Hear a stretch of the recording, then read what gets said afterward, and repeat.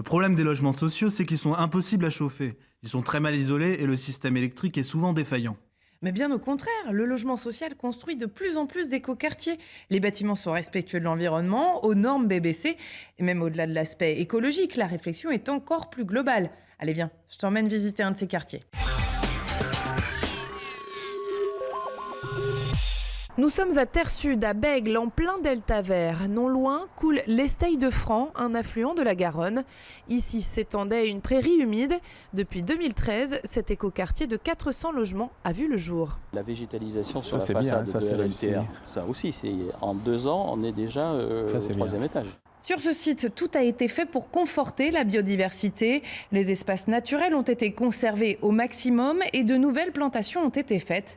Dans cette zone inondable, même le parcours de l'eau a pu être respecté en fonction de 2 critères.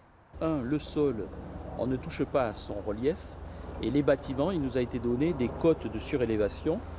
Donc ce bâtiment, c'est pour cela qu'il est surélevé.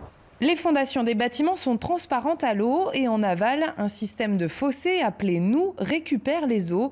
Cet écoquartier a été conçu avec une idée en tête. Construire, mais pas construire n'importe comment.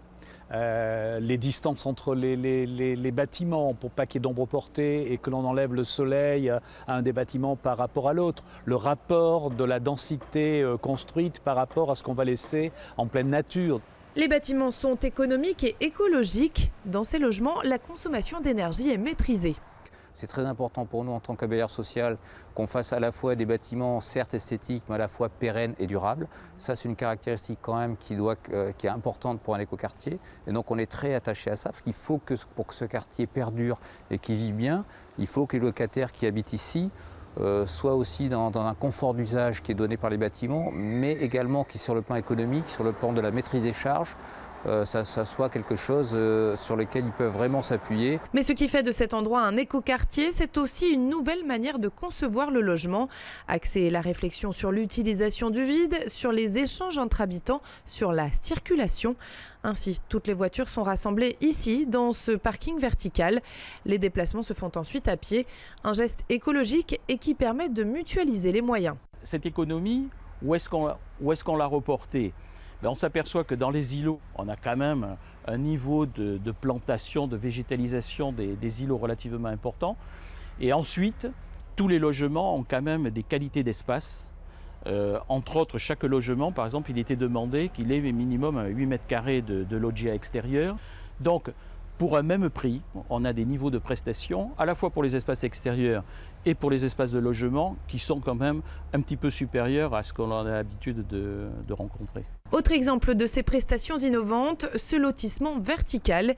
Ici, les propriétaires peuvent moduler leur intérieur grâce à leur baies vitrées. Si demain, dans un avenir plus ou moins proche, les accédants veulent la bouger, ils pourront techniquement le faire et donc augmenter la surface habitable. Le confort des habitants au centre des réflexions. Faire mieux pour le même prix, un défi pour les concepteurs de demain.